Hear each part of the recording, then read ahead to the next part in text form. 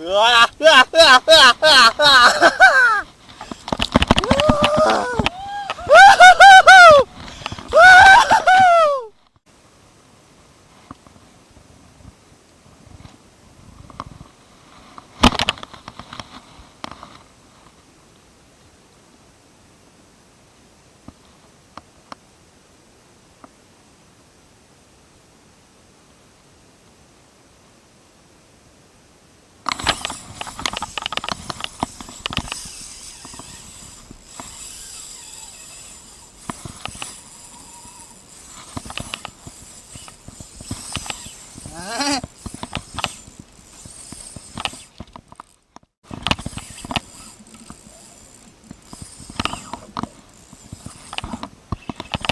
quá Long ơi, cá to rồi, má chạy không công suất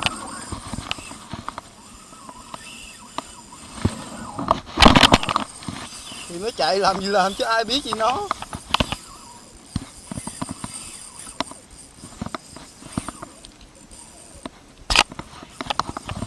Hả? Ừ.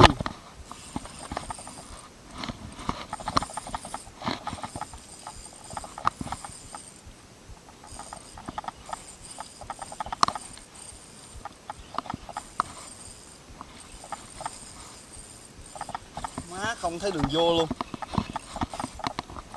Mỏi tay quá.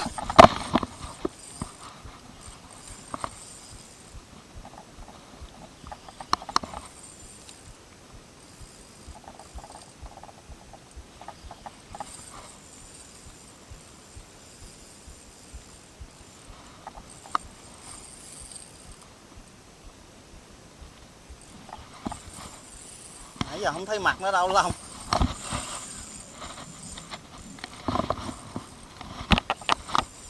Ngóc cái đầu lên coi.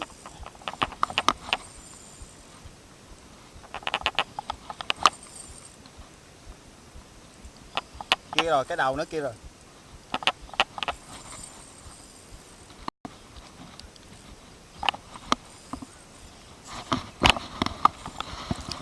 Má.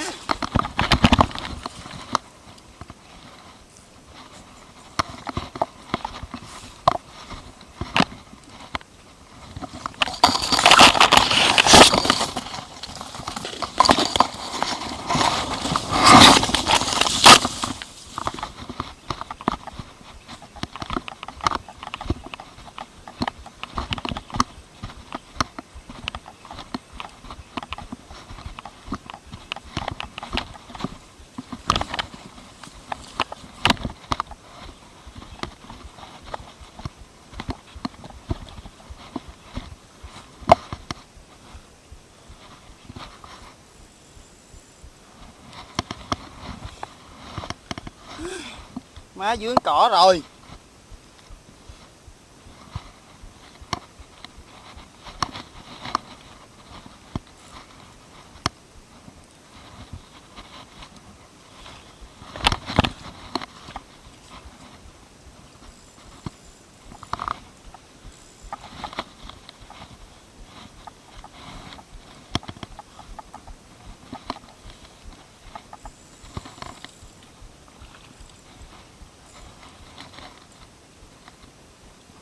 Quá được cay luôn.